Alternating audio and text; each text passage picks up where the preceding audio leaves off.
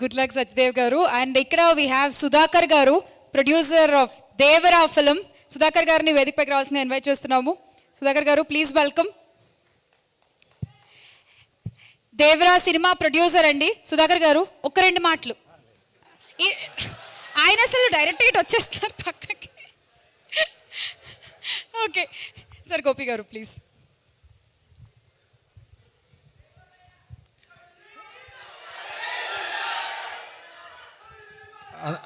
అందరికీ నమస్కారం అండి.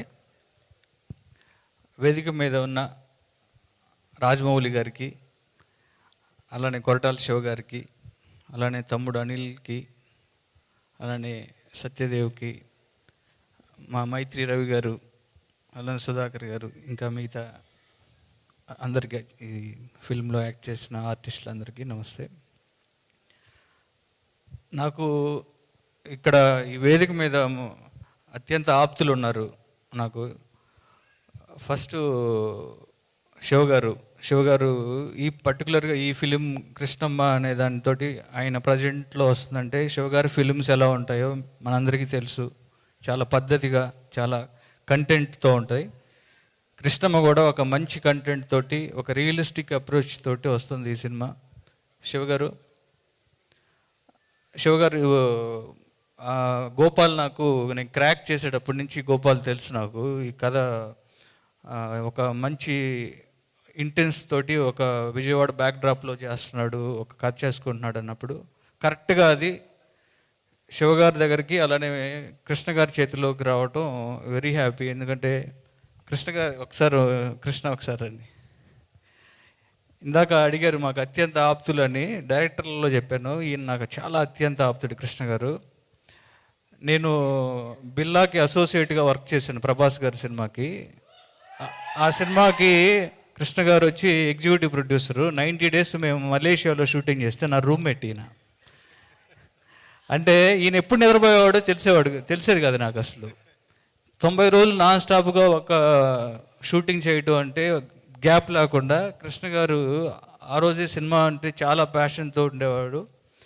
ఈయనకి ఇండస్ట్రీలో కృష్ణ గారికి చాలా మంచి మిత్రులు ఉన్నారు.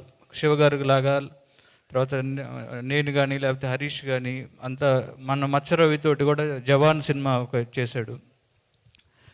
నాకు కూడా ఒక బాధ్యత ఉంది, తప్పకుండా కృష్ణ గారితో నేను ఒక సినిమా చేస్తాను ఫ్యూచర్లో. ఇక ఈ సినిమాకు వస్తే కృష్ణమ్మ, సత్యదేవ్, మనకున్న ఆర్టిస్టుల్లో, మనకు తెలుగు ఇండస్ట్రీ ఆర్టిస్టులో చాలా ఇంటెన్స్ ఉన్న ఆర్టిస్టుల్లో సత్యదేవ్ ఒకరు. చాలా న్యాచురల్గా ఉంటుంది తను పర్ఫార్మెన్స్ కానీ, తన డైలాగ్ డెలివరీ కానీ, వాయిస్ కానీ. ఇందాక కృష్ణమ్మలో క్యారెక్టర్ చూస్తుంటే చాలా ఇంటెన్స్ ఉంది.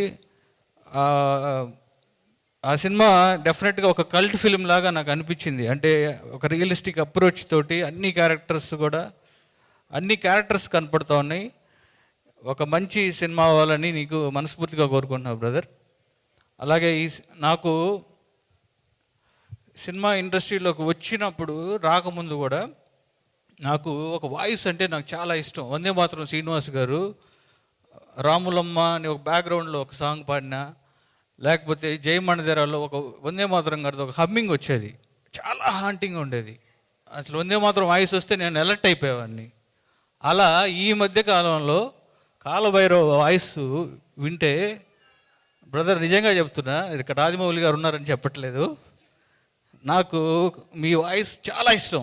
మళ్ళా నేను ఎక్కడైనా లో ఉంటే నేను దండాలయ సాంగ్ వింటాను, లేదంటే RRR సాంగ్ వింటాను.